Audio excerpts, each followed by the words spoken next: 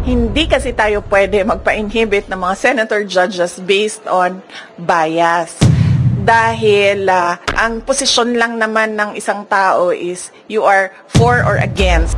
Inday Sara, no? Kung ganun ang ating basehan sa inhibition, ay dapat din natin ipa-inhibit ang mga senators na meron ding bias against Sara Duterte, no? Tulad na lang ni Senator Risa Ontiveros na in a public speech, sinabi niya na kailangan talaga ano ba term na ginamit? Kailangan burahin or kailangan wasakin, kailangan sirain, gibain ang pamilyang Duterte.